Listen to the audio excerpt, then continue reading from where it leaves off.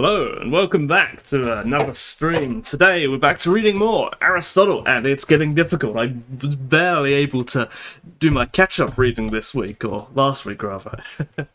But I think we have caught up, and we've got a bit of a game plan for going forward. Let's head over straight to the hand cam stream once I get my chair in the right position.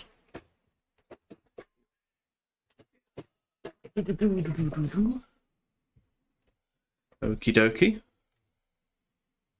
This one. Oh, I better make my screen bigger so I can see it. Okay. Alright, this is we're not reading meteorology. That's not what we're reading.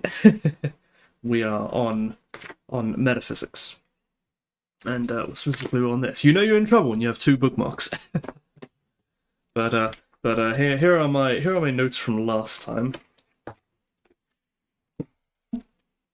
Oh, I should have got my table. Oh, it doesn't matter. Well, here are my books from notes from last time, and if I can get closer to the screen, I'll be able to see it easier. All right, so book two. There was some stuff in book two. Also, I cut my fingernails finally. There was some stuff in book two, but a lot of it, I think, the most important part I think of it was just sort of this sort of observation or this argument that that there cannot be an infinite series of causes or effects. But he argues that there must be a first cause and a final effect. But anyway, book 3 was where we really started stumbling. That was where it suddenly the writing style became really quite challenging. And I think what happened was it's just that he starts. I don't think it's a particularly difficult chapter, but that it's important that we get it. And I'm very upset about this notebook here, because it has this logo here at the bottom of every single page. Very ugly, very ugly. My other books don't have that. But so what I've done is I've gone through and sort of written out the causes, and the first one here, this is what I came up with according to who was saying in the book, and then here is what it says in the contents page, and what it says in the contents page is actually referring to the next part of the book, and they're not in the same order. They're not in the same order, and if you sort of read through some of this stuff, you'll see that. Hold on, that's page. You'll see that they don't actually line up. Sort of one for point like 8 or something will actually be for like 0.7 or whatever, and they don't actually line up. But these are he's given 14 or 15 questions. Well, in the first part he gives 14 questions, but in the second part he gives 15 questions. So I'm not really sure what he's up to there. But what this stream and probably the next few streams are going to be dedicated to is going through these in more detail. And seeing if we can understand even what the question is. Reminds me of Code. He used to say that. Should probably get a table or something, I'm not sure. But let's open our book again.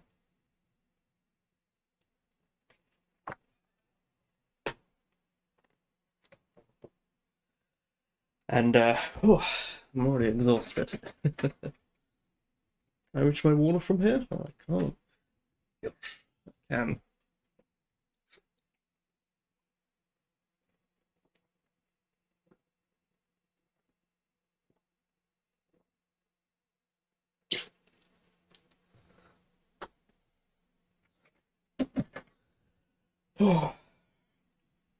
So we'll see. Let's see. I'm hoping I can get through at least one or two of these points, but we'll see how we go.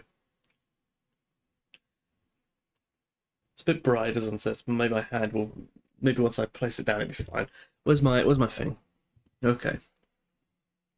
Well then, what's the first point? What's the first one? We're gonna start here. I know we got over to here or on the other side. I can't remember where we got to last time, but let's see. So here, according to these notes here, we've got to answer the question of, or rather, we've just got to frame the question. And Aristotle himself, he says, with regard to these matters, not only is it hard to get possession of the truth, but it's not easy to even think out the difficulties well. Even Aristotle admits that this part is difficult. But the first part here is going to be, can one science treat of the four causes? And the difficulty here is going to be in what he means by a lot of terminology he uses. For example, first then, with regard to what we mentioned first, does it belong to one or more sciences to investigate all the kinds of causes? Kinds of causes? Here, I'm pretty sure he means the four causes. How could it belong to one science? Hang on, I really need to get close. I'm still too far away, and I can't see my screen clearly enough.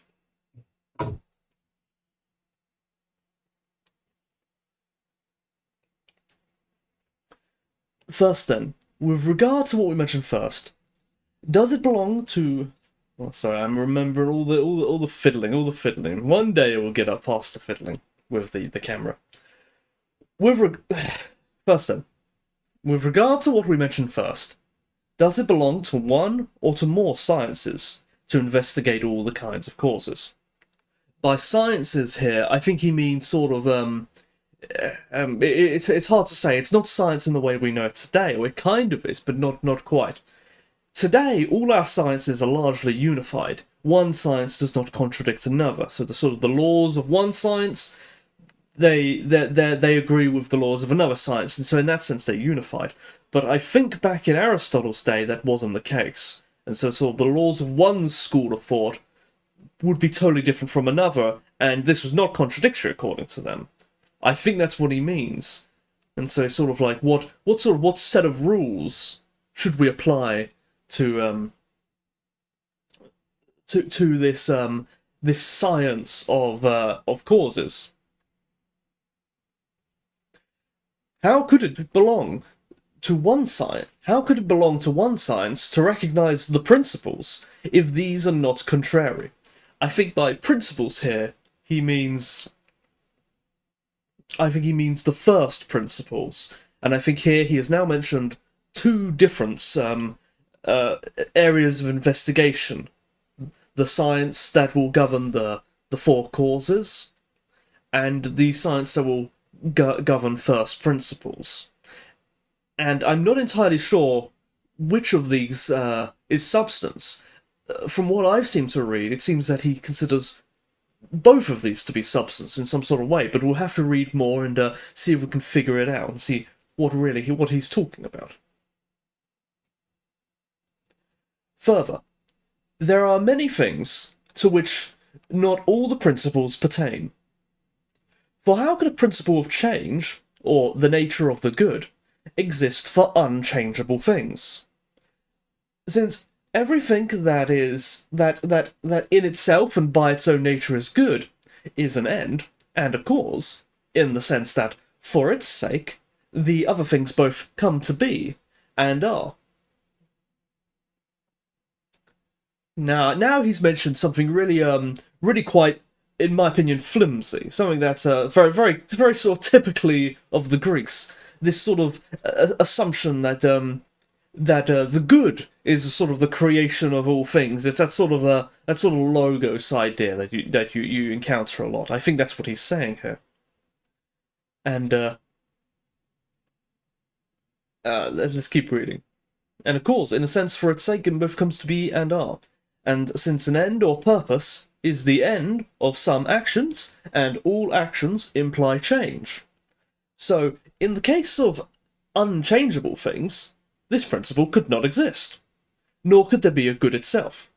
Now here he has identified a sort of contradiction, where for there to be a sort of a purpose, then it must be the end of an action, which implies change. And if something changes, then it cannot be unchangeable. And so, in the case of unchangeable things that make actions and change cannot. They're totally separate things. An unchangeable thing, therefore, cannot be good. That's sort of what he's saying. This principle could not exist, nor could there be a good itself if there are only unchangeable things. I think he's saying. This is why in mathematics nothing is proved by means of this kind of cause. The I don't know what he calls it, but I'm going to call it the motive cause, the movement cause, the cause that is the kind of cause that is described by movement and change. But I'm not sure what the generally accepted term is. Nor is there any demonstration of this kind, because it is better or worse. Indeed, no one even mentions anything of the kind. And so here he's talking about the way mathematics, the school of mathematics, conducts their sort of rationale, and they don't refer to things as because it's better or worse. They don't do that. They just sort of state facts as they are, and there's none of that kind of. I don't even think it's morality. I think it's a bit it's more metaphysical than that. And so, for this reason, some of the sophists, such as Aristippus, classic Platonist, you know, they could call everyone they don't like a sophist, used to ridicule mathematics. For in the arts, he maintained, even in industrial arts, such as carpentry and cobbling, the reason always given is because it is better or worse. But the mathematical sciences take no account of goods and evils. And I think here, by goods and evils, I don't think he means I still don't think he means morality. I think he means goods and evils in the sense of beneficial and the opposite of beneficial. But if there are several sciences of the causes, and a different science for each principle, which of these sciences should be said to be that which we seek? Or which of the people who possess them has the most scientific knowledge or objects in question? What's he saying here? He's saying, now he's positing the alternative case. Instead of it being one cause that one science that covers all of this, because he's identified a possible contradiction with that theory, so now he's trying the others. There may be several sciences. The same thing may have all kinds of causes. For example, the moving cause of a house is the art or the builder. The final cause is the function it fulfills. The matter is the earth and the stones, and the form is the definition. Here we are. He's given us some examples. He's used here the four causes, and let's see if we can get a better grasp of what they are, because it'll be relevant later. Let's see. So the moving cause is the art or the builder. This is the moving cause. This is, I think, what this means by the change. The moving cause. This is sort of the art of building, or the builder. I can't quite get it, but he says moving cause, which seems pretty clear that he's talking about change. The final cause is the function it fills. This is the reason you built the house. That is a kind of cause. Why does the house exist? Because it has a function it must fulfill. That is the final cause. And so the moving cause is why does the house exist? Because it was built. The matter is earth and stones. I think this here is probably what they call the material cause. This is sort of, well, why does a house exist? Because it was made out of matter. It was sort of the cause of the house is the matter, in that sort of sense. It's the material cause, the physical cause, and the form is the definition. The form here, I think he means a sort of the essence of the house. What is what makes it a house? What is defined the definition of a house, that being whatever definition of a house would be. A sort of shelter of some sort. Those are our four causes. I'll write them in our notes in a moment. To judge from our previous discussion, and this leads to a useless thing for us, to judge from our previous discussion of the question which of the sciences should be called wisdom, there is reason for applying the name to each of them. For inasmuch as it is the most architectonic, I'll look that up in a moment as well. Actually, I'll look it up right now, because that way it'll help me with my notes later. Architectonic.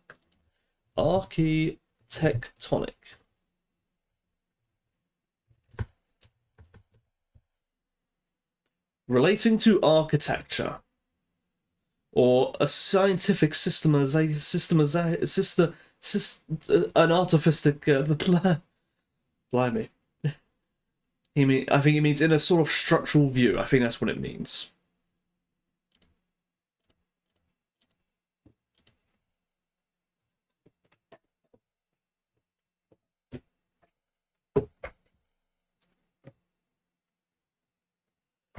Where was we? Was we on this page or that page? I think we was on the other page.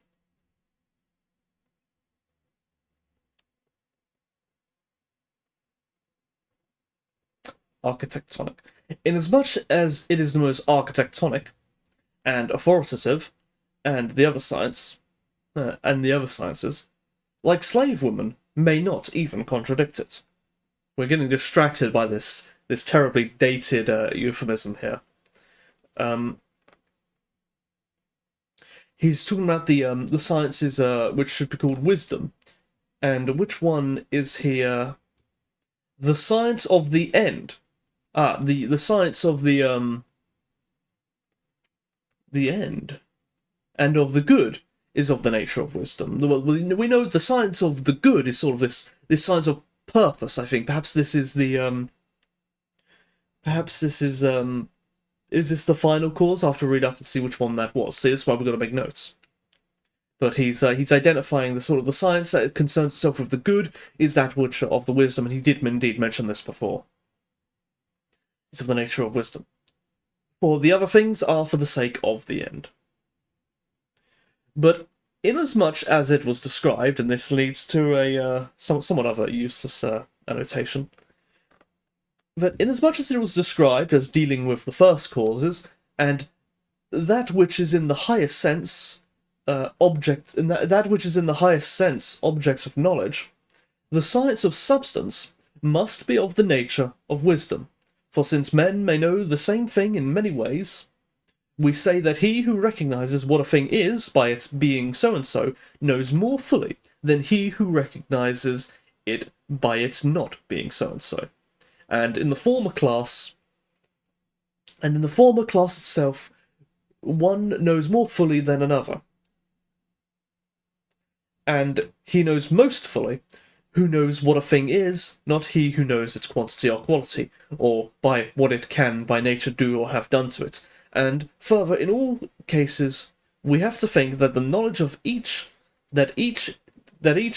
even of the things of which demonstration is possible, is present only when we know what the thing is, i.e., what squaring a rectangle is, viz., that it is the finding of a mean. Similarly, in all other cases, and we know about becomings and actions, and about every change, when we know the source of movement, the first cause. And this is other than and opposed to the end, the final cause, I assume. Therefore, it would seem to belong to a different science, to different sciences, to investigate these causes severally. Okay, now we're going to go back, and we're going to try and take some notes. We're going to read this again, and take notes this time in our notebook. And I'll have to figure out the best way of doing that. I think I can do it here. So we have to formulate the question of, can one science treat of the four causes? That is a thing to investigate. Okay. 1. Okay. First then, with regard to what we mentioned first, does it belong to one or more sciences to investigate all kinds of causes? Well, that's the question. We better just write the question out first. You know, what was the question? The question was,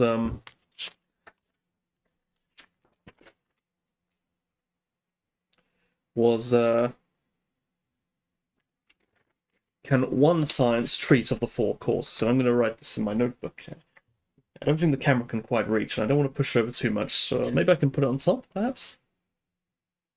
Oh, no, no, it's going to block the camera. Unfortunately, I cannot. Okay.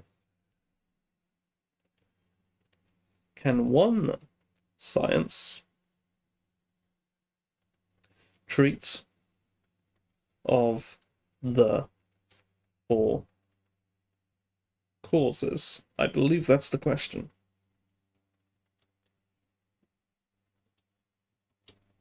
and we sort of go through this and make a bullet point version of it. Hello, welcome. Welcome, my eyesight's terrible. That is TLBG14, hello. How is reading Aristotle going? It's going slowly. We're on a difficult part. We're on a difficult part where we're trying to figure out 14 questions that Aristotle has for us. And we're not even at the point of trying to answer them yet. We are simply trying to think out the difficulties. As Aristotle says, that it is not even easy to think out the difficulties. How could it belong to one science to recognise the principles if these are not contrary? What's he saying here? I read this like 5 times and I can't quite figure out this sentence. How could it belong to once? Because I'm not sure where the emphasis is. That's the trouble I've got. I'm not sure where the emphasis is. How could it belong to one science to recognise the principles if these are not contrary? How could it belong to one science to recognise the principles if these are not contrary? I think what he's saying here is for the science of for there to be one science that treats of the 4 causes, the principles of the 4 causes must not be contrary. I think that's what he's saying, perhaps, maybe. I have been retooling my timeline for the story I'm working on. I see. Timelines, I've had trouble with timelines in my own sort of story. It's a very difficult balance, if indeed you're talking about the same thing I'm talking about, where you have this story, you have your beginning and going towards your end, and in between it, you have to tell a sort of dance, you have to play a bit of music, where you have all these, perhaps you have all these different characters, and you have these set pieces, and you have to place these in good locations. You have to place these in good locations so that when you read it, it's like when you're listening to a piece of music. The parts are in the right places and they last for the right amount of time. The beginning is only a certain amount of time and it builds up to the climax and all this sort of stuff. And these things have to be paced in a good way. And because there are often multiple characters in a story, each character has their own storyline, their own character arc. And so they'll have their high moments and low moments, and these also have to make a very nice curve where the low moments do not totally devalue the high moments, and you don't have the low moment of one character right next to a high moment of another character. They have to be, or you can't have a high moment of one character right next to a high moment of another character next to each other in such a way where your attention is divided between them two as the reader.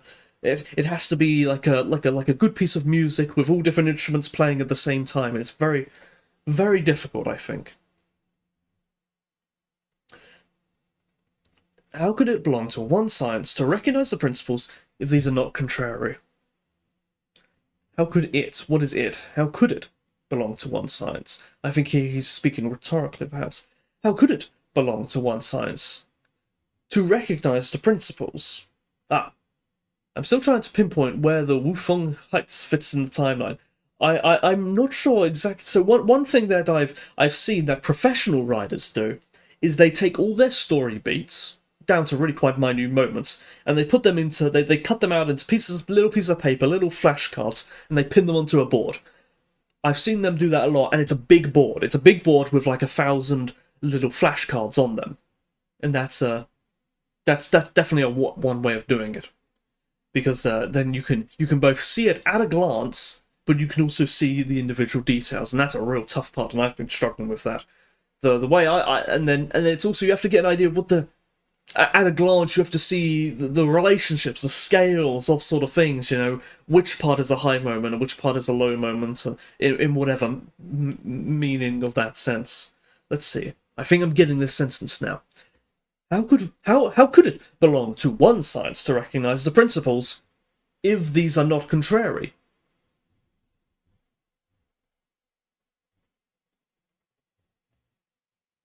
It's such a difficult sentence because it's just poorly written, I think.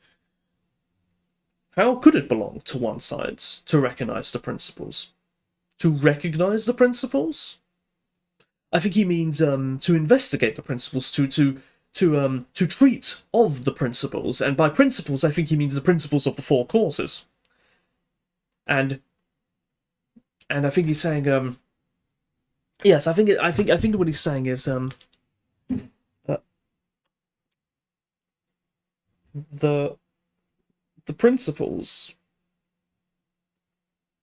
I'm writing in my notebook, principles of the four causes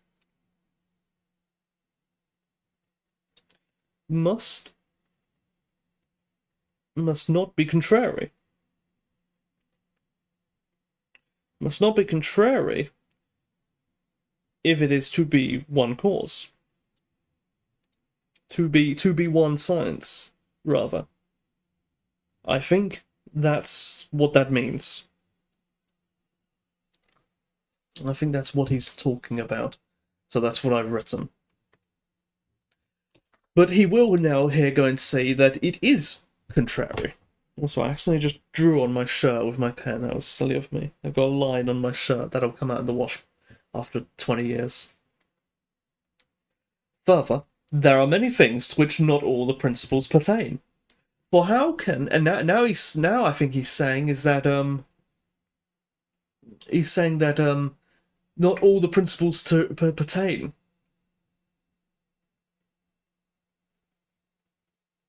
I think he's just going on that there are contradictions. For how can a principle of change or nature of the good exist for unchangeable things? A principle of change. That is one of the causes. The cause that involves a cause that involves change. Cause that involves change. I forget which one that is. The motive cause, perhaps. Contradicts. Or contrary. Which is contrary to what is an unchangeable thing? Does he mention an unchangeable cause here? The form is unchangeable, right? I'm going to write unchangeable thing.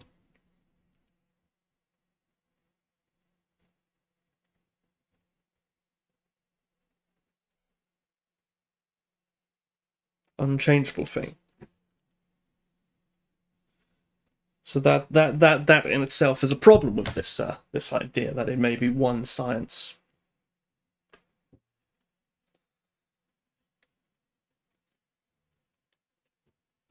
Since everything that in itself and by its own nature is good, I think it means that everything that everything that is in its own nature is good, is an end and a cause. Hold on, let me think how we wrote this. Everything that is by its own nature is good is an end and a cause. An end and a cause in the sense that for its sake, the other things come to be. It is an effect, I think.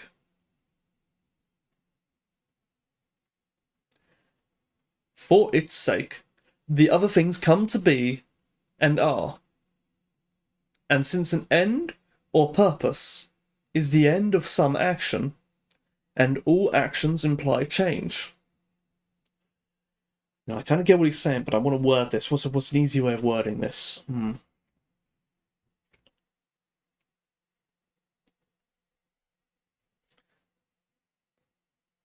How can a principle of change, or the nature of the good, exist for unchangeable things, since everything that in itself and by its own nature is good is an end?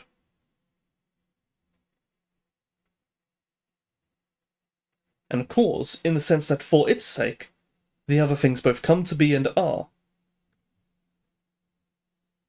Let's zoom in so I'm reading this easier.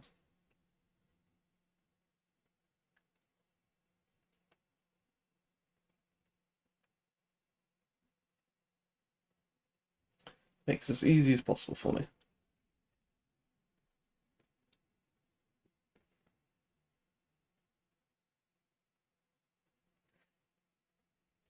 How can a principle of change, or the nature of the good, exist for unchangeable things, since everything that in itself and by its own nature is good is an end? Since everything that in itself and by its own nature is good, so everything that is in its own nature is anything that is good, that is good essentially, is an end. Good is an end.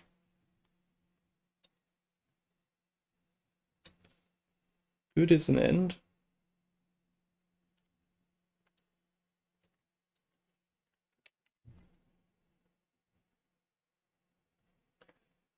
Is an end and a cause. It's an end and a cause, and we have something in brackets here for what it means by a cause, in the sense that for its sake, other things come to be and are. And a cause. It causes other things to be.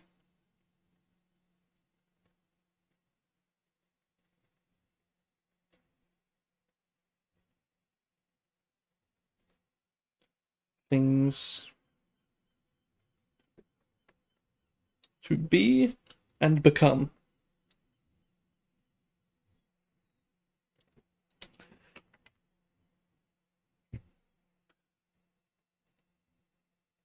And since an end or purpose is the end of action,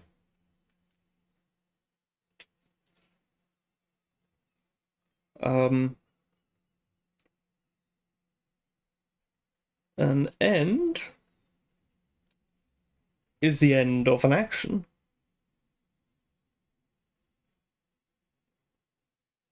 Is the end of an action.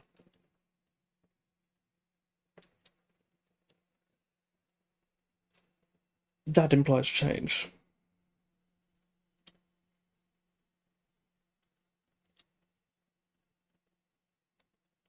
That implies change. So in the case of unchangeable things, this principle could not exist.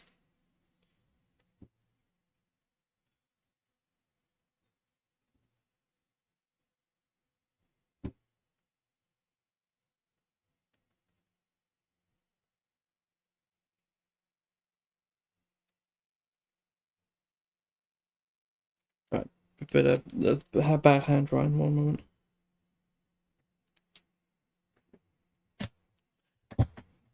Okay, here we go. We've got it. We've got it a bit neater now. I think we've got here bullet points. Bullet points. Good is an end and a cause.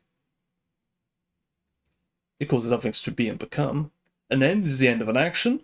That implies change, which is contrary with the concepts of unchangeable. How do we connect good to this first point here? What's going on here? Cause that involves change. Yes, I'm seeing it now. We're getting it now. We're getting it. Why was he mentioning change? We missed that part. How can a principle of change or the nature of the good exist for unchangeable things? Okay, we've just had that same question, but why is he talking? Well, maybe he's just mentioning the good, and I think one of the four causes is a good. We'll get to that once we get to the four causes, perhaps, I think. This is why in mathematics, nothing is proved by this by the means of this kind of cause. I don't think we need to write notes for this. I think this is just he's just putting fluff here. Nor is there any demonstration of this kind, because it is better or worse. Indeed, no one even mentions these kinds of things. And so for this reason, some of the sophists, Aristotle, used to ridicule mathematics, for in the arts, even in the industrial arts, in carpentry and cobbling, the reason is always given because it is better or worse. But the mathematical sciences do take no account of goods and evils.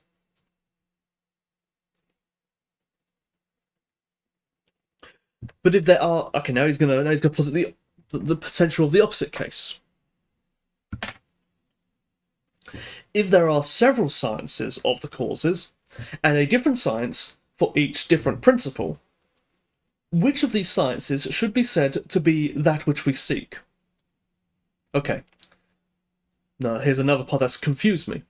So, if there are several sciences of the four causes, and a different science for each different cause, each different principle, which of these sciences should be said to be that which we seek? What are we seeking? What are we seeking?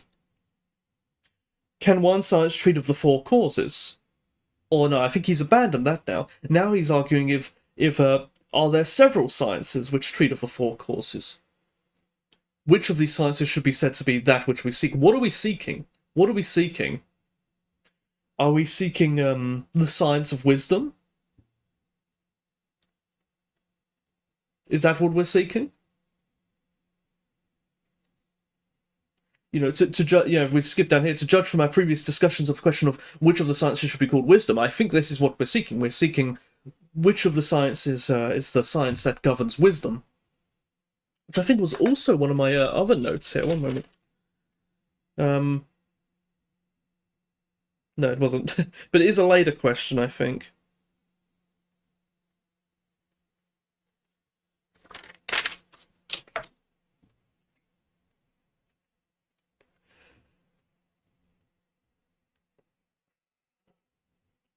But if there are several sciences of the causes, and a different science for each difference principle. By principle here, does he mean the principle of each cause, or the principle of within the causes, or the causes themselves? By principle does he mean cause, or does he mean principles of the causes, principles in the general sense?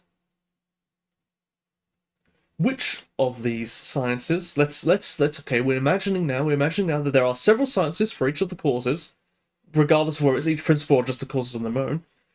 Which one of these sciences should be said to be that which we seek?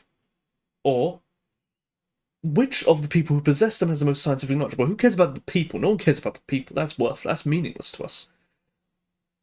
The same thing. Ah, hello, Bonnie. Welcome. We are Aristotelian, and you know you're in trouble when you have several bookmarks. No one cares about the people. What I'm trying to do here is we've got this sort of this passage here which has suddenly got very bright all of a sudden, and I'm trying to sort of write it out in my own words in a way that's easier to understand. And I remember I did this with Plato once, and it makes these kinds of books much easier to understand. In a modern textbook, you wouldn't have this at all. You would just have this. But we are attempting to read these archaic words. 20. Well, hold on. Well, that's a long way away. That's a long way away. That's a few years away from now. 22. It's a good idea to rephrase stuff yourself. It really is. It really is. You know, in some cases, it's incredibly easy. It's incredibly easy to read a sentence, and because you were able to read the sentence with the right kind of emphasis, you feel like you get it. You know, but really, all you've done, you've played the part of an actor. You know, an actor can say some profound speech, but could you then go and write that profound speech yourself? Could you expand on its ideas? Because that is the true test of whether you understand it or not.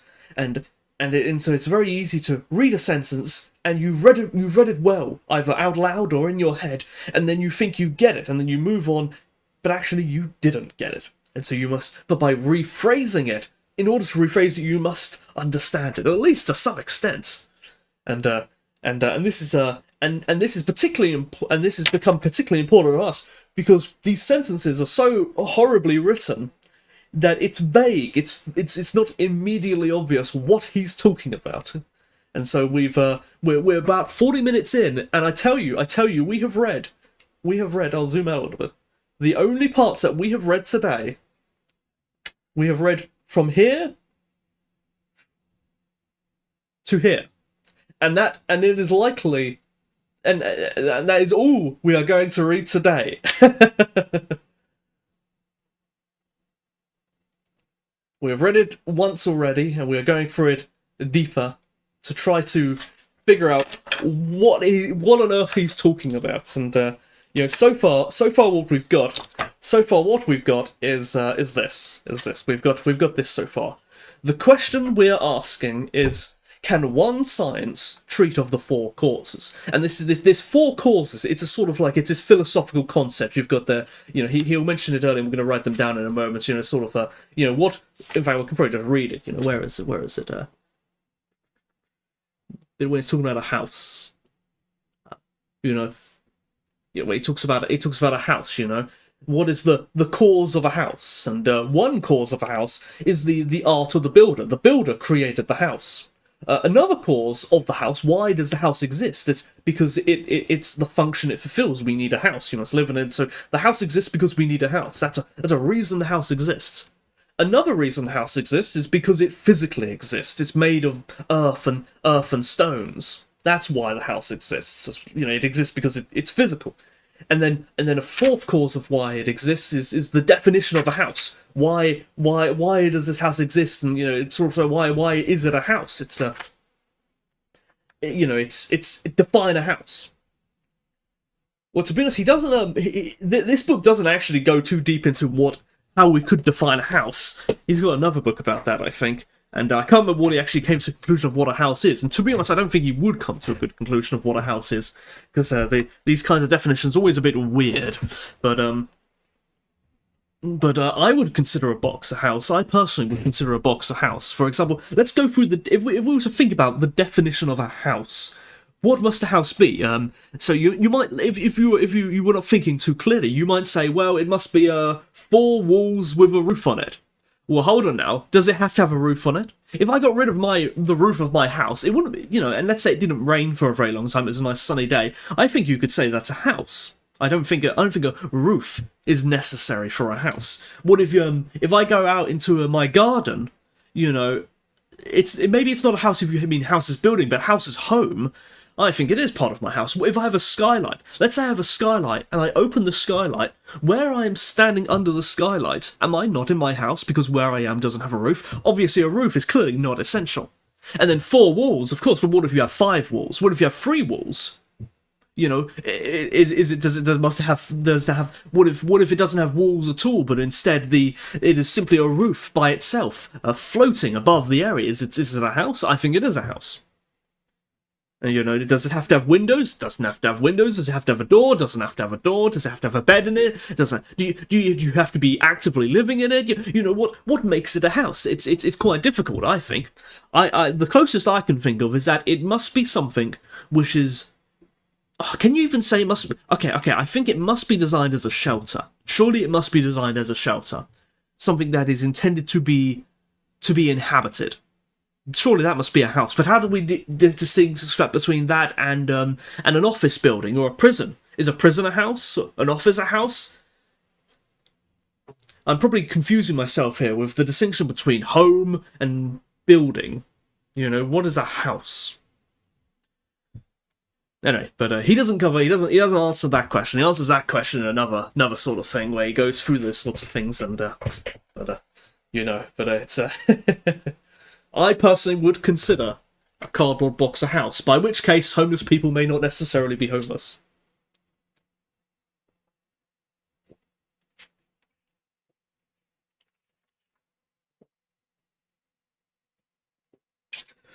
Unless do they not consider their cardboard box a home?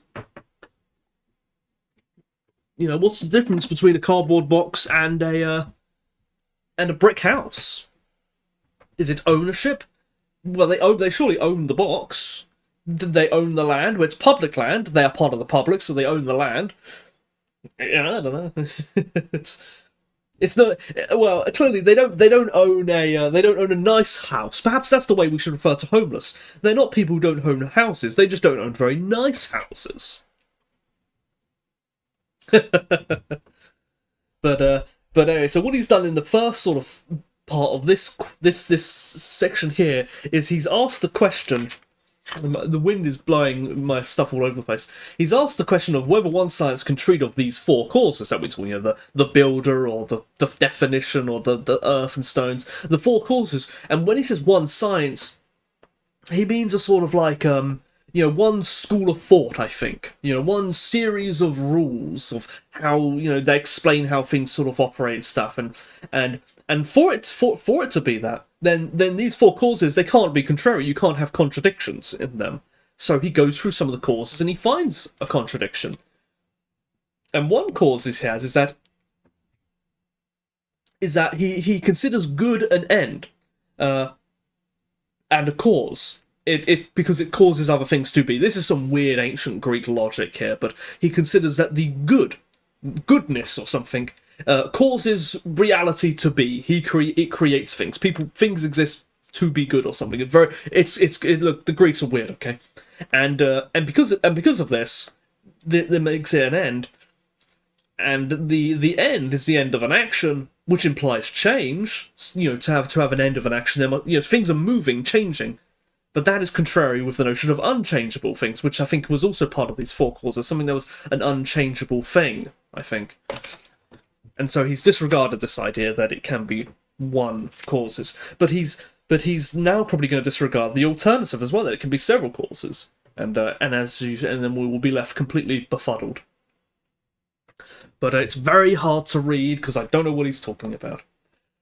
But if there are several sciences of the causes, and a different science for each difference principle, which of these sciences should be said to be that which we seek?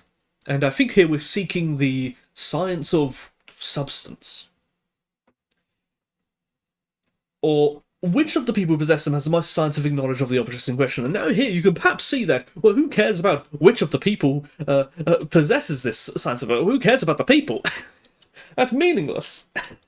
It doesn't matter whether someone has this knowledge or not. It's just the knowledge itself exists inherently. The same thing may have all kinds of causes. For example, now here I'm going to try and write down the four causes, because they're hard to imagine them. I'm going to write down the moving cause. Moving cause. Sort of art builder. I think this is like the experts have more authority to define things. Who's an expert? I'm an expert.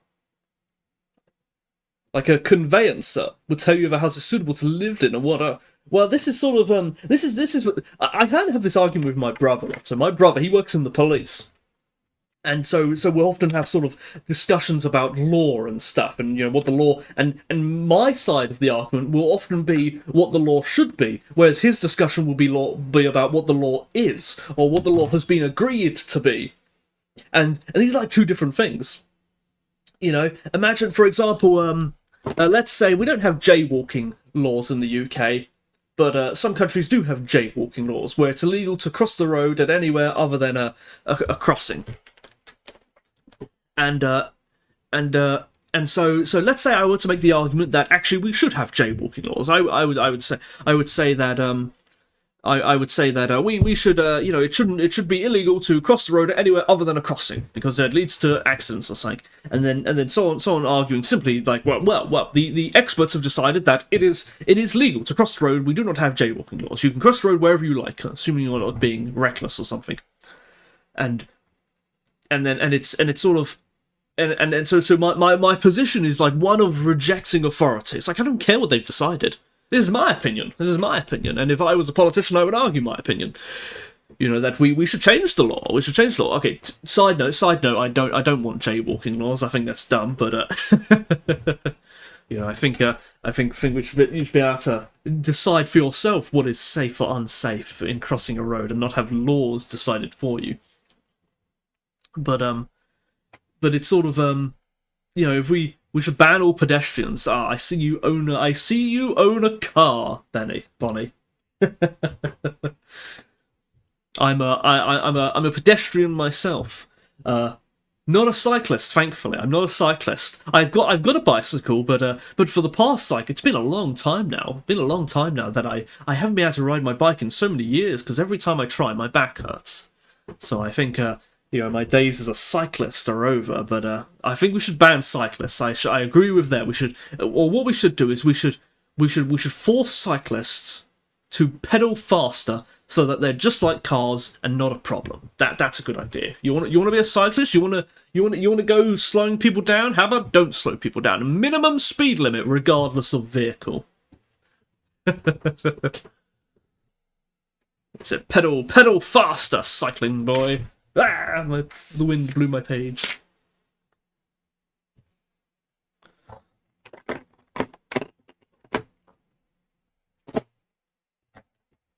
Okay. I whacked the camera. That was dumb. Okay. Causes. That's what we're doing. So we've got moving cause. That's the sort of I can't quite figure it out. I think that's like the change concept. Okay. I. Number 2. What is the next kind of cause he's got?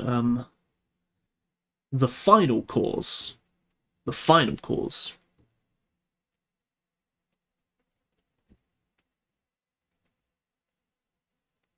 That's its function. I. The material cause.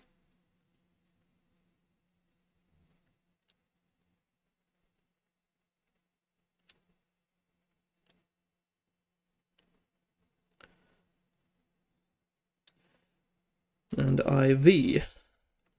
And then the final cause. What does he call it? Final cause. And the form. Or formal cause, perhaps. That's it.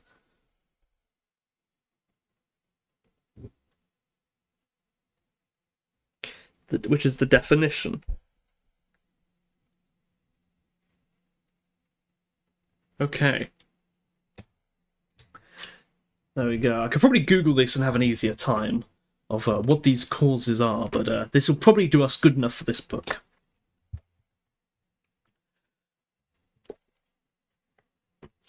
Okay. To judge from our previous discussion of the question of which of the sciences should be called wisdom, there is reason for applying the name to each of them. For, inasmuch as it is the most architectonic and authoritative, and the other sciences. Why does he include this part, and the other sciences? I don't see how this fits into the sentence.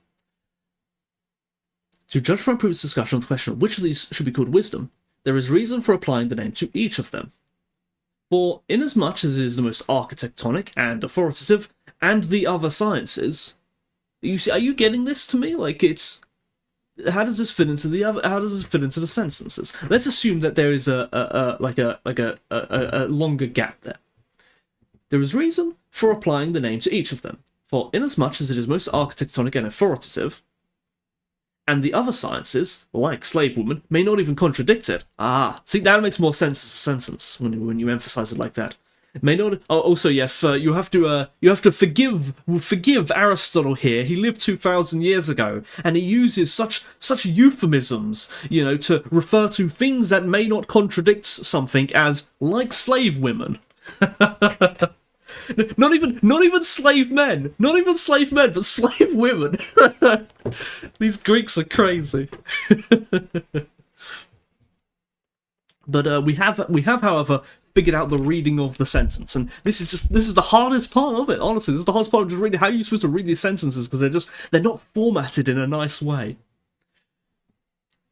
For inasmuch as it is the most architectonic and authoritative, and other sciences like slave woman may not even contradict it, the science of the end and of the good is of the nature of wisdom.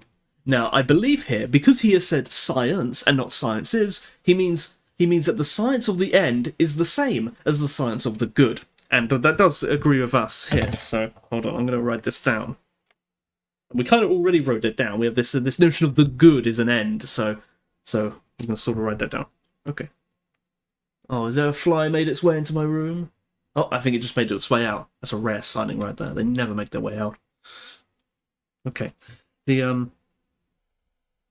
Let's see. I think he's gonna suggest that the science of wisdom, or which of the sciences is called wisdom, there is reason for applying the judgment of which of the sciences should be called wisdom. The science or wisdom.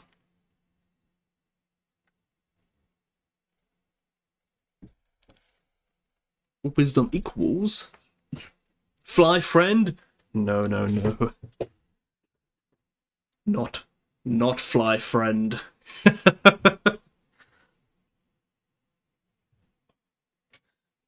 I'm a Jedi with my fly swatter. If it bothers me, it bothers me enough. You should see my ceiling. My ceiling looks like a crime scene. I should clean it. Hold on. There's reason plan name to each of them, for as much as most arts are trying the science of the end of the good is the nature of wisdom. Science of wisdom is the science of the end, which is the science of the good, I guess. Which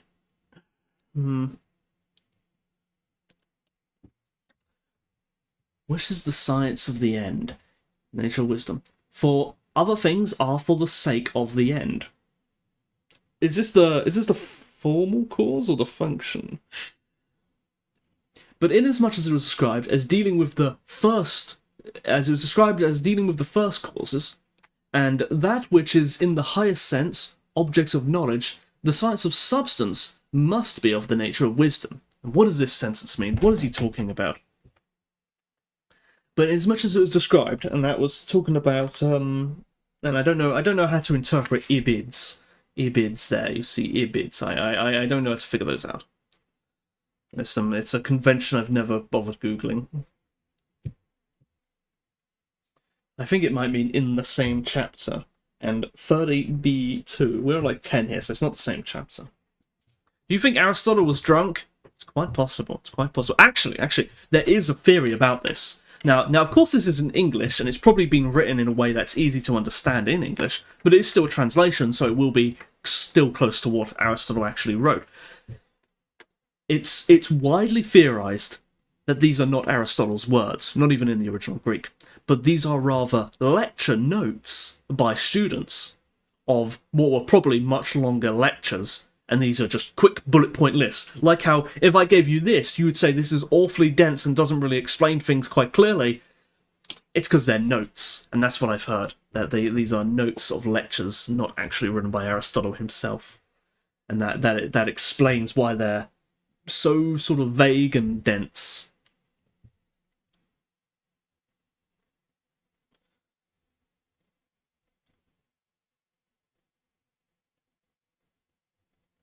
The science of the end and of the good is of the nature of wisdom.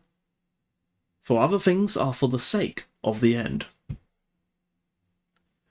But inasmuch as it was described as dealing with the first causes, what deals with the first causes? Wisdom deals with the first causes? I thought it was wisdom dealt with the end. But let's assume it is. But as much as wisdom deals with the first causes, and that which is in the highest sense objects of knowledge, the science of substance must be of the nature of wisdom. Okay, I think that's a good theory of what it might mean there. But as much... So wisdom deals with the first causes, and that which is that is in the highest sense objects of knowledge. Objects of knowledge. Well, let's just write this down while the wind's blowing everything. I might have to close my... No. No, I would not dare close my window. It's too hot to do that. What if I write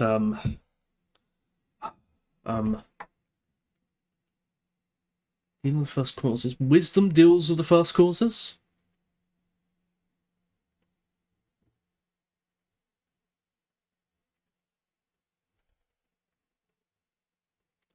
First.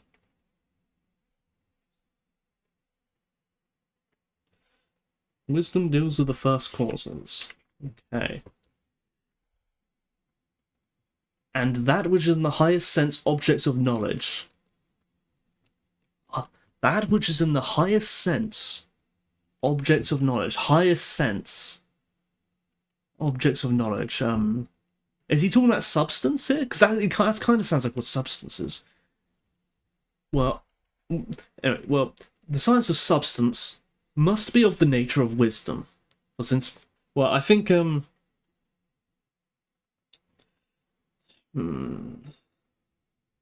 think, I think he's associating a science of substance here.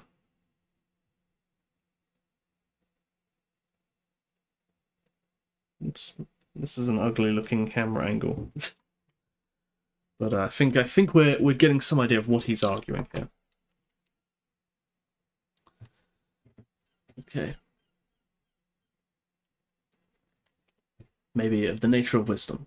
For since men may know the same thing in many ways, we say that he who recognizes a thing is, by its being so-and-so, knows more fully than he who recognizes by its not being so-and-so.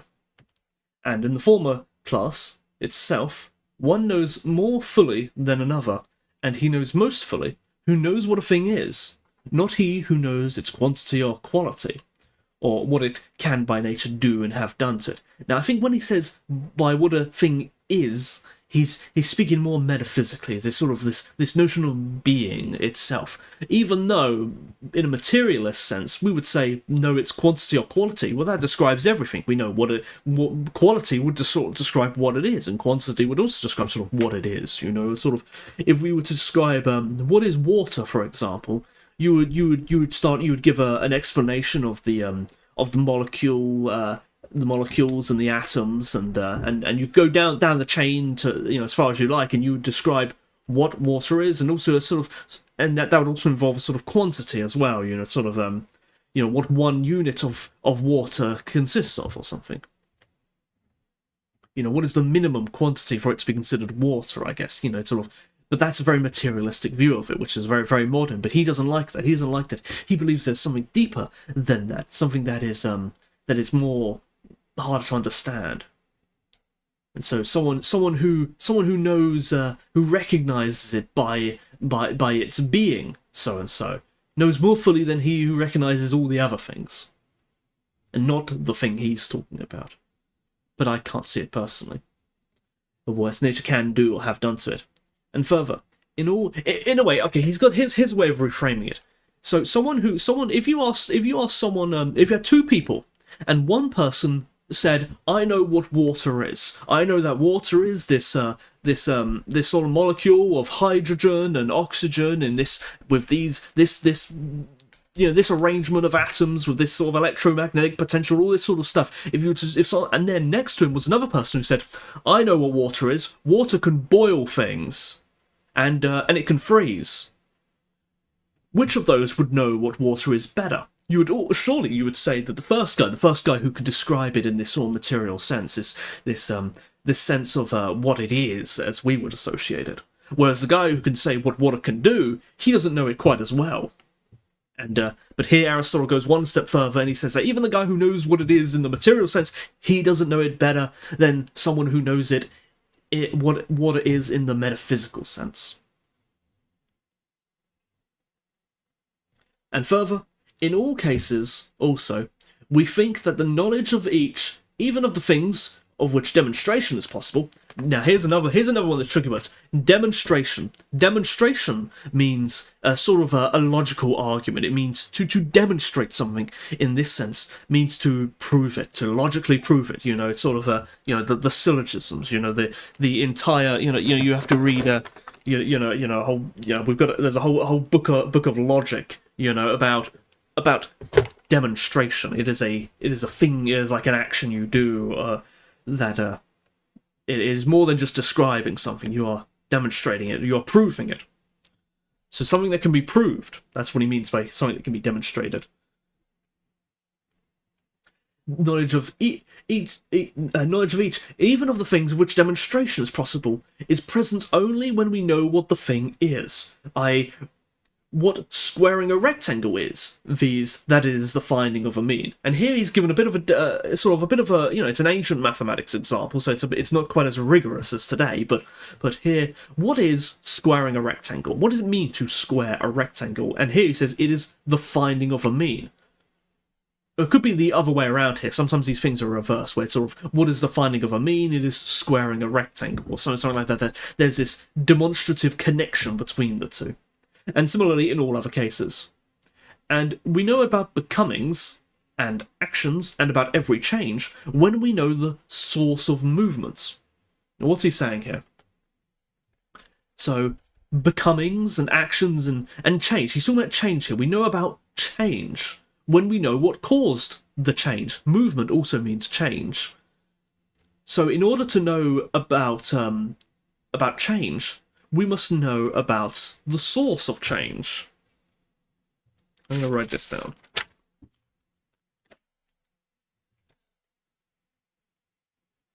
to know about change,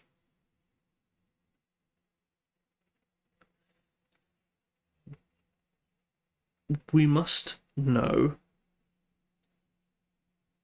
is it source or first cause? Kind of the same. We must know the source of change. Of the change. And I probably should have wrote something down here about this knowledge of being, but I don't agree with it. It's nonsense to me. And I think it's kind of filler. I think he's yapping a bit. And this is other than and opposed to the end. So the source is not the end.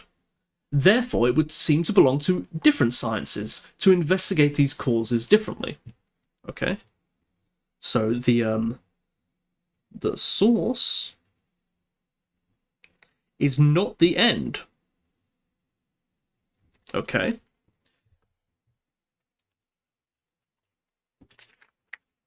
And if the science of substance is the end, but to know about change, which is another kind of cause, is the source, then it would seem that that we have a contradiction here.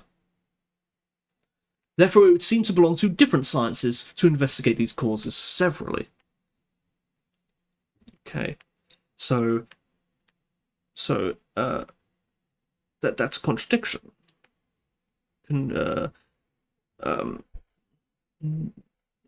Contrary to science of substance, or science of wisdom. Contrary to science of wisdom.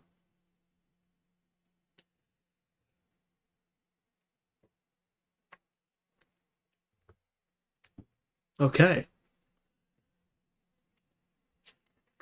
Let's see if we understand what we've read. See if it makes any more sense now that we've written our own notes. Can one science treat of the four causes?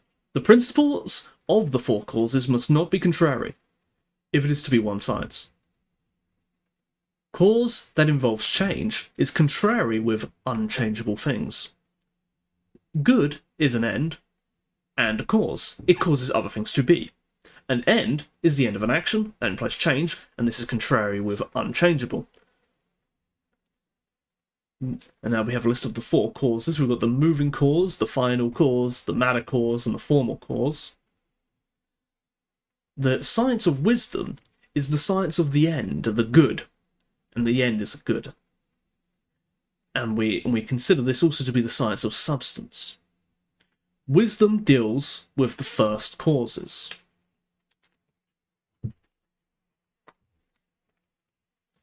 To know about change, we must know about the source of change. The source is not the end, which is contrary to the science of wisdom.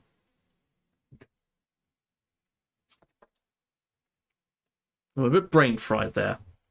But I kind of see what he hasn't answered any questions here, but he has formulated the problems. He has as Aristotle says here, whoopsie daisy. With regard to these matters, not only is it hard to get possession of the truth, but it is not easy even to think out the difficulties as well. That was a nice notebook. New, he.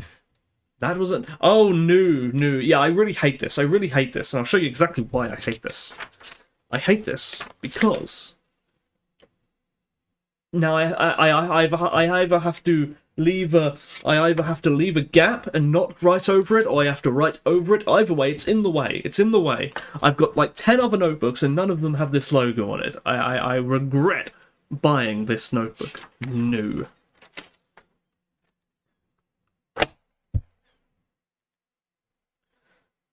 How am I labeling this? Was these regular numbers or Roman numerals? Regular numbers. 2. We're unlikely to make it through the second half of this page here, but we're gonna read it anyway just to see what we can get. It's a little bit shorter. Than the first part. It goes from here to here, so it's like half a page, and I don't think we'll be able to make it through it in this stream. but we'll try and read through it and see if we can get it. We can have a sneak peek of what it's going to be talking about. So we've got notes on this. It is going to be, are the primary axioms surveyed by the science of substance? Are the primary axioms surveyed by the science of substance? I'm not sure what primary axioms are. I think they mean be, like, first causes or something. As the knees. Don't mention the knees. Oh god, that was... You're gonna have to draw your own character with exploding knees. You know that. It's gotta be done. It's your destiny. But taking the starting points of demonstration, as well as the causes, it is a disputable question whether they are the objects of one science or more. By the starting points of demonstration, I mean the common beliefs in which all men base their proofs. For example, that everything must be either affirmed or denied, and that a thing cannot at the same time be and not be, and all other such premises.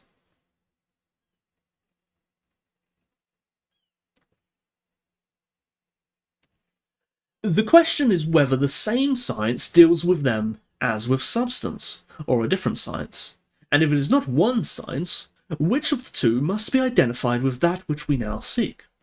It is not reasonable that these topics should be the objects of one science, for why should it be peculiarly appropriate to geometry, or to any other science, to understand these matters?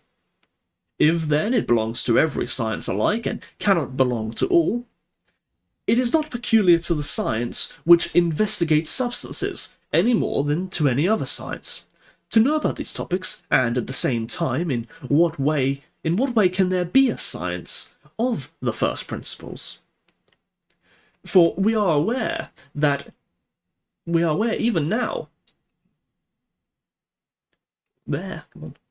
We are aware even now what each of them in fact is. At least, even other sciences use them as familiar. But if there is a demonstrative science which deals with them, there will have to be an underlying kind, and some of them must be demonstrable attributes and others must be axioms, for it is impossible that there should be demonstration about all of them. For the demonstration must start from certain premises and be about a certain subject and prove certain attributes. Therefore, it follows that all attributes that are proved must belong to a single class, for all demonstrative sciences use the axioms. But if the science of substance and the science which deals with axioms are different, which of them is by nature more authoritative and prior? The axioms are the most universal and principles of all things, and if it is not the business of the philosopher, to whom else would it belong to inquire what is true and what is untrue about them? Well, I have no idea what he's talking about. I have a little bit of idea of what he's talking about, but it's not clear. It's not clear. And we're only an hour in. Maybe I'll sort of relax for a bit, and then we'll see if we want to tackle this this part here, and see if we can put in like another 40 minutes to tackle half a page. I'll put in my bookmark just in case the wind blows it closed. I'll drink some water.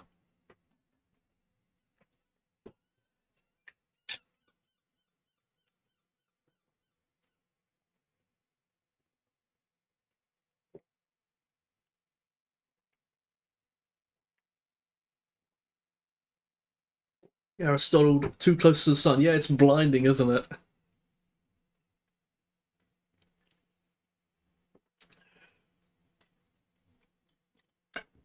Well, I think you mean in the Icarus sense.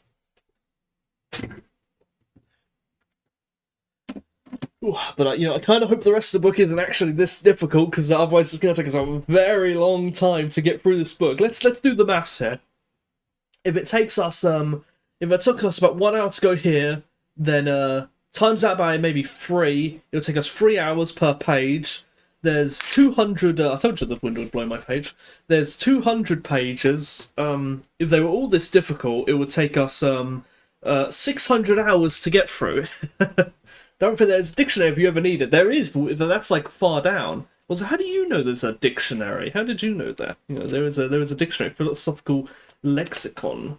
How did you know that? But it's in the middle of the book, so he surely doesn't intend us to read it just yet. He wants us to suffer a little bit first. We looked at it. You have a better memory than I do. Oh. Well, I mean, I remembered that there was a dictionary part of it, but I didn't remember that you knew it, and I didn't say. Usually, people don't pay attention to these, so they just sort of listen to the sounds, and they don't actually pay attention to the book. I'm very surprised. I'm very surprised. No Sharko is looking at me with looking eyes. I'm almost ready. I'm almost ready to look at the words. I'm almost ready.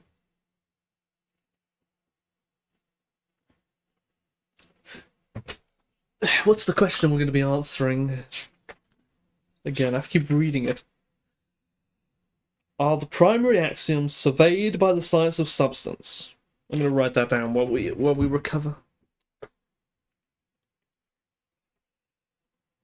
Are the primary axioms surveyed by the science of substance?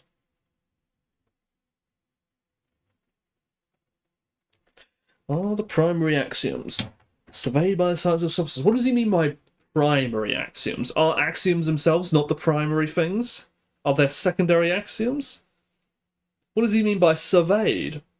Is that the same as treat? Does that mean the same as cover?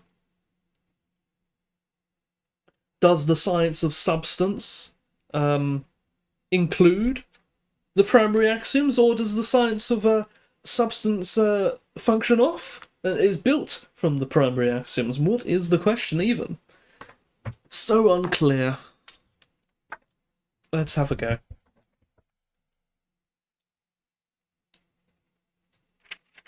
Wind.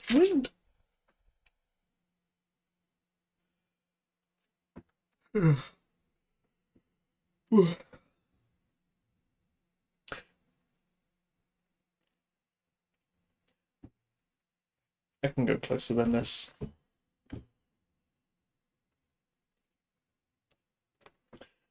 But taking the starting points of demonstration as well as the causes, by starting points of demonstration, does he mean... I think he means primary axioms.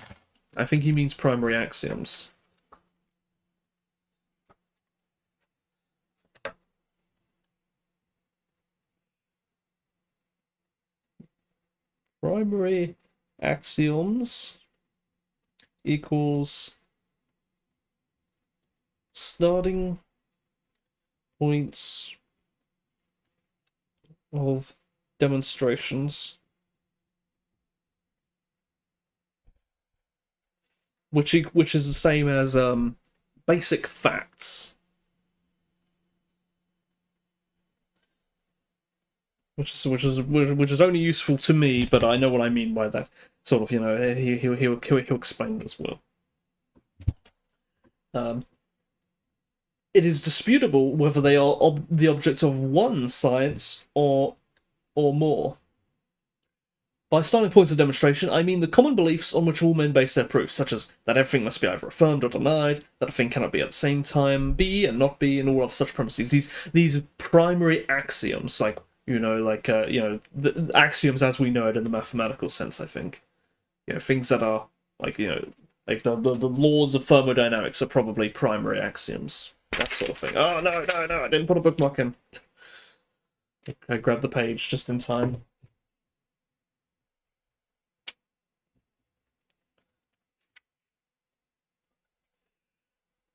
Ugh.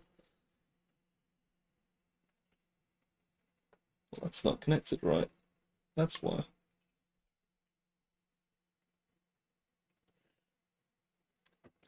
The question is whether the same science deals with them as with substance, or a different science. The same science, the science of first principles. Okay, that's the question. That's the question. I'm going to rewrite the question because the main question is right, blah, blah. Okay. Okay. The science of primary axioms, or science of demonstration. Science of primary axioms. Axioms.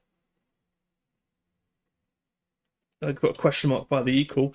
Is it the same as the science of substance?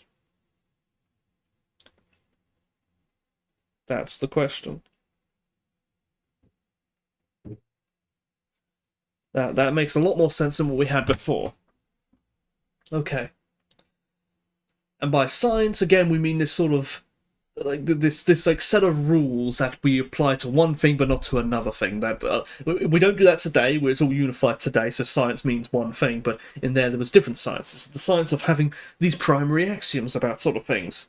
Does this apply to other sciences? And they were not sure at the time. Which of the two must be identified with what we seek? The science of wisdom.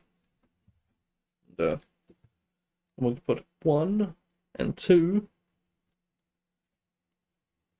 is 1 or 2 the science of wisdom.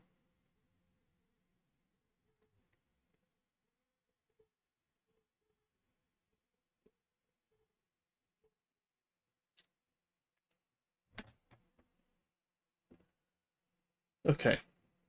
Which of the two must be identified with what we now seek? It is not reasonable that these topics should be the object of one science. For why should it be peculiarly appropriate to geometry, or to any other science, to understand these matters? Why is this not reasonable? I'm not seeing why it's not reasonable. If then it belongs to every science alike, and cannot belong to all, it is not peculiar to the science which investigates substances, any more than to any other science, to know about these topics. And, at the same time, in what way can there be a science... Okay, we've gone too far now, I think. What's this part here talking about?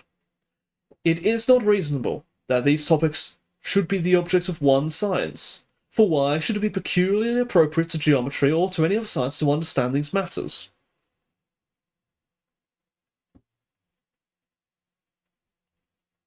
Why should it be peculiarly appropriate to geometry or to any other science to understand these matters? It is not reasonable that these should be the objects of one science. I'm not seeing an argument here. There's not an argument.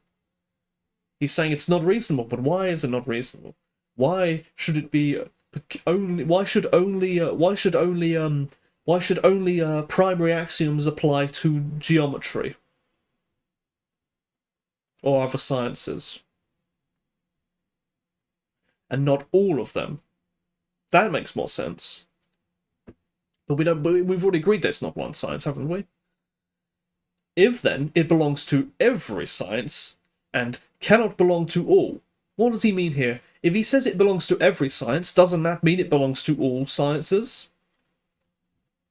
If then it belongs to every science alike and cannot belong to all, it is not peculiar to the science which investigates substances, any more than to any other science.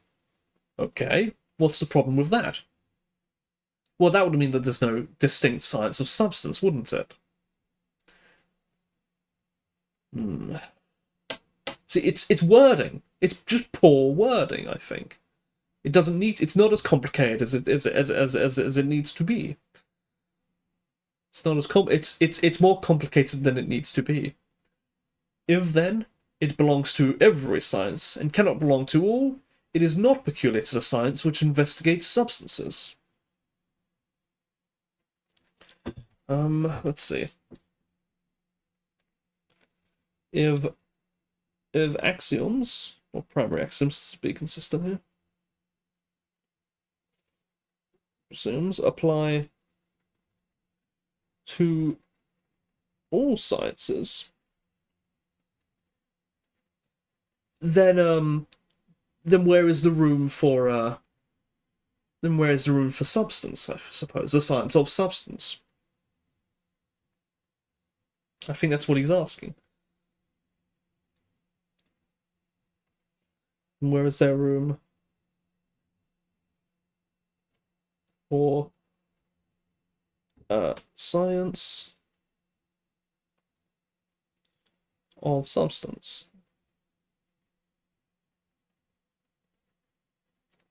Now, almost certainly there is should be a retranslate the book in baby English. Well, not baby English, but just, readable English. Almost certainly there is. It's called going to a university and studying philosophy, I suppose, and given how deep this book is, you'd probably have to study specifically like Aristotle or something, and or metaphysics.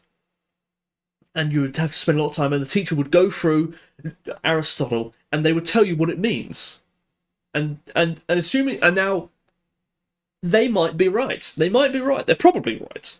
However, given how difficult it is to read this yourself and figure out what it means, if I were to read this flippantly once, not get what it means, and a teacher tells me what it means, then I haven't read Aristotle, have I? I've just listened to a teacher, because if I read it and I don't know what it means, then I may as well have not read it at all. And if a teacher just tells me what it means, and they're wrong, I'll have no way of knowing because I haven't read Aristotle. But if I read Aristotle first, and to the best of my ability, have a guess of what I think it means, then I can listen to a teacher talk about it later, and I can judge them. I can agree or disagree, and I'm in a much better position to make a better decision. I'm no longer just sort of being spoon-fed an answer that may or may not be right. So that's always my argument for reading the actual thing instead of going straight to a commentary. What's the difference between a teacher and a translated text? No difference at all. Both teach you in a way. You can learn from both of them. I mean, no meaningful distinction between the two.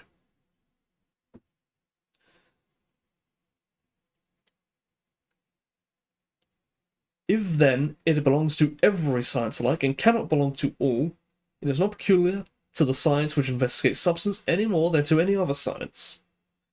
To know about these topics, and at the same time, in what way they can be a science of in what way can there be a science of first principles? Science of hang on. Science of or first principles.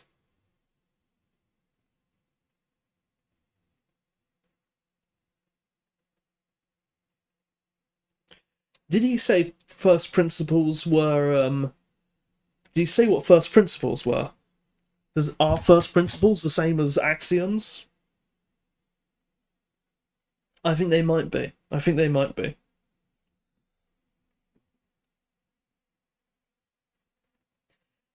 For we are aware, even now, what each of them, in fact, is.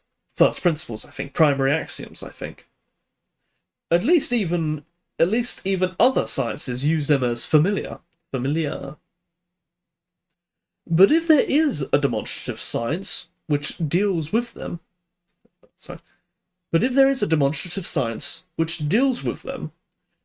there will have to be an underlying kind, and some of them must be demonstrable attributes, and others must be axioms. Kind here meaning type. A type of what? A type of demonstrative science? If there is a demonstrative science which deals with them, there will have to be an underlying kind. So I think here he's dividing demonstrative science into axioms and attributes. But if there's a science of axioms, then can you have axioms about the science of axioms? This seems circular to me. This seems like you're trying to talk about something that you haven't yet decided. I think I'm misunderstanding here. For it is impossible that there should be demonstration about all of them. All of what? All of them? All of the axioms? Why is it impossible that there should be demonstration about all of them? Are not axioms things that can be demonstrated? For the demonstration must start from certain premises and be about a certain subject. Yes, exactly, so it must be something we can prove, and prove certain attributes. Therefore it follows that all attributes that are proved must belong to a single class, for all demonstrative sciences use the axioms. But if the science of substance and the science which deals with the axioms are different, which of them is by nature more authoritative and prior? The axioms are the most universal and are principles of all things. And if it is not the business of the philosopher to... So he's asking the question of whether the science of substance deals... and the science which deals with axioms are different, or are they the same? But I'm not sure what this part up here is talking about here.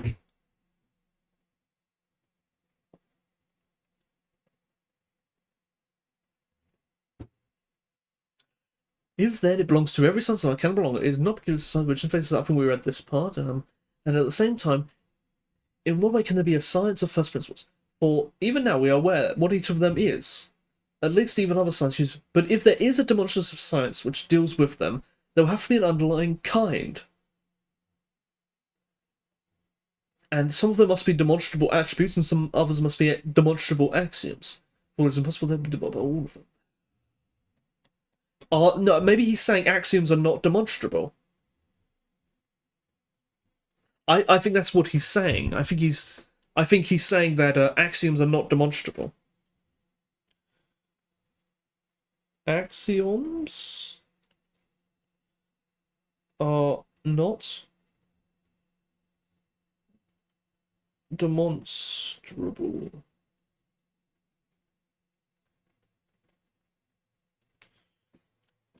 Is that what he's saying? And so if something is an attribute, it is demonstrable. Okay. Move my camera up so I can hands in the way. Okay. If there is which deals with them, I think he's saying not all. Yeah, I think he's saying not all axioms can be proven, or not all demonstrable. Let's see. If there is a science of what? Science of axioms? Underlying kind. But if there is a demonstrable science which deals with them, first principles. If there's a science of first principles, which is axioms, right?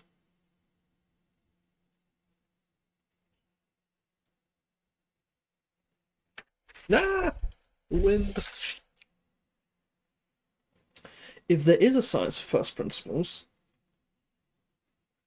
it must have a kind. It must be of a. It must have an underlying kind.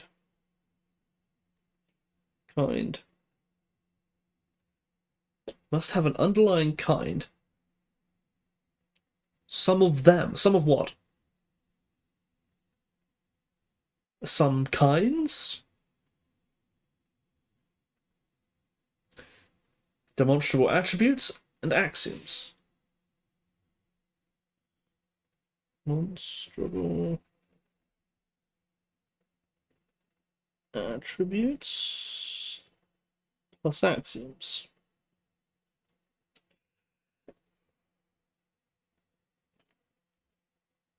For it is impossible that there should be demonstration about all of them. Okay? For the demonstration must start from certain premises and be about a certain subject and prove certain attributes. Wow, how vague can you get? I know certain things about certain people, but I'm not going to tell you.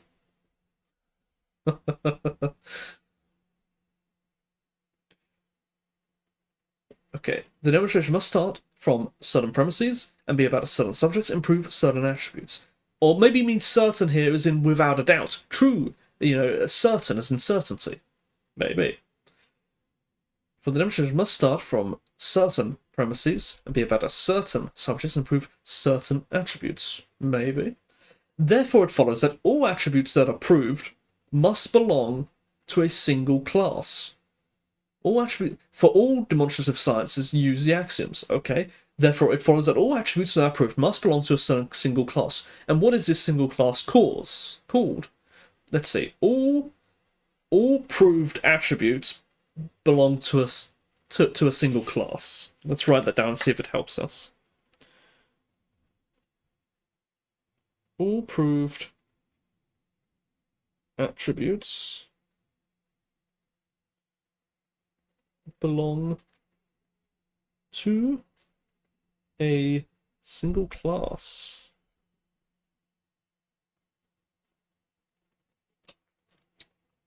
But if the science of substance and the science which deals with the axioms are different, which of them is by nature more authoritative and prior? The axioms are most universal and are principles of all things. I'm going to write that down to help us know what an axiom is.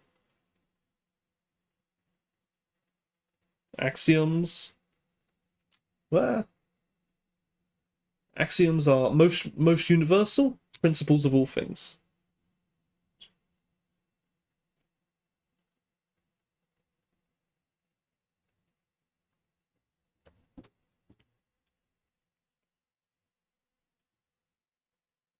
Principles of all things.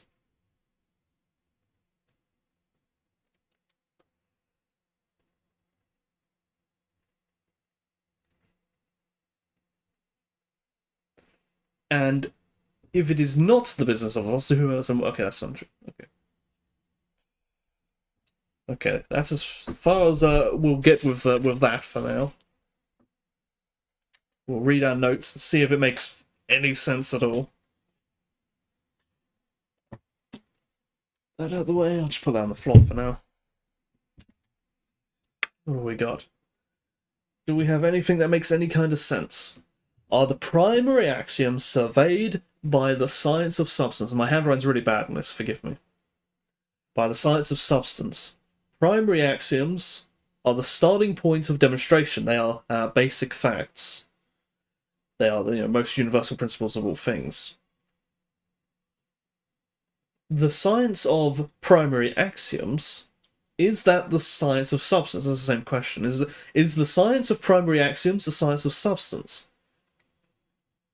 And is either the science of primary axioms or the science of substance the science of wisdom? Which of these can we say is the science of wisdom? The science of primary axioms or the science of substance? If the primary axioms apply to all sciences, then where is there room for a science of first principles or substance?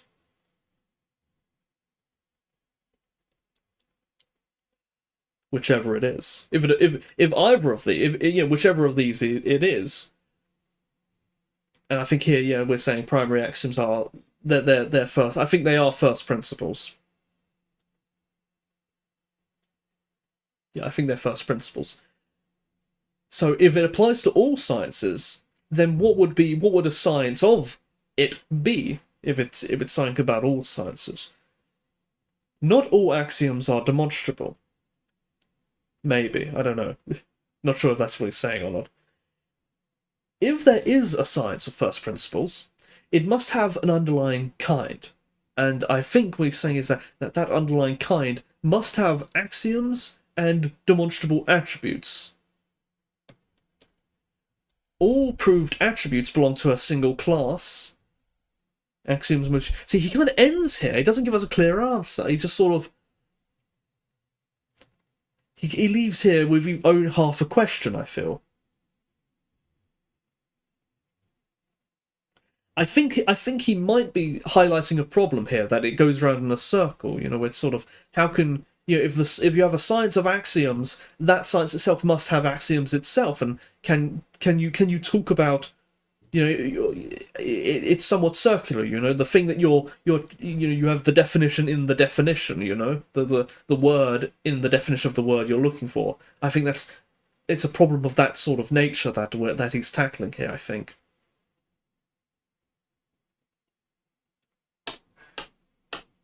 Well, we made good progress today. That was some deep Aristotling. And even though we didn't get 8 to 2 hours, it was quite intense, and I don't think we'd be able to read the third question. Let's have a look at what it is, though, just for fun. The third question is, can one science treat of all substance? Okay, it looks like it would be a continuation of it, but I think it was quite long. I think it's the next one is another whole chunk, and I don't think we can manage it. Everything's going wrong here. Let's just go back to our just chatting screen. Well, tough stuff, huh? Tough stuff.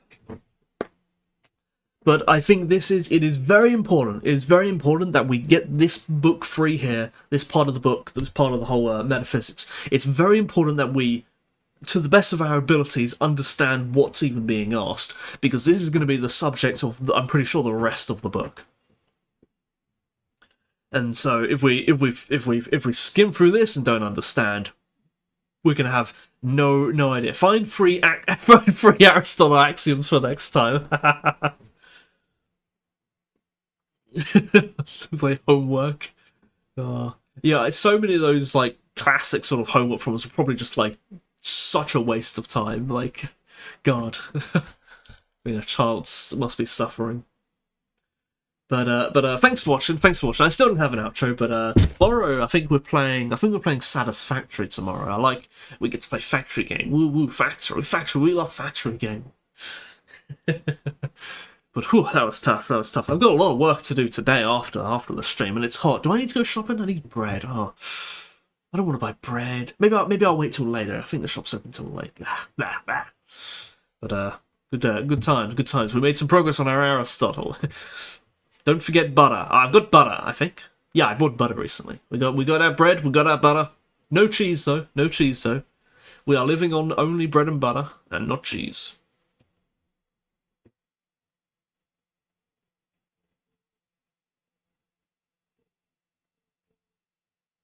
Eggs? I can't afford eggs. Don't be silly. I can't afford eggs. What do you think I am? I have to sell my organs to buy eggs. Outrageous. Next you're going to tell me to start buying all kinds of crazy things, like, what's a crazy thing? Like chocolate cake and stuff, and meat. And meat that is not frozen sausages. Flour? Flour's kind of cheap, I suppose. I'd have to learn to bake, though. I should learn to bake. That's actually something I want to do. I want to learn to bake, because that sounds. But the trouble is, I can't even afford the frozen dino nuggies anymore. The frozen chicken's a little too expensive. I can afford frozen sausages. That's the only meat I can afford. I get I think about 1 kilogram of frozen sausages for. Oh, it's gone up in price quite a lot now. Actually, it's not even good. Just throw the nuggies in the oven.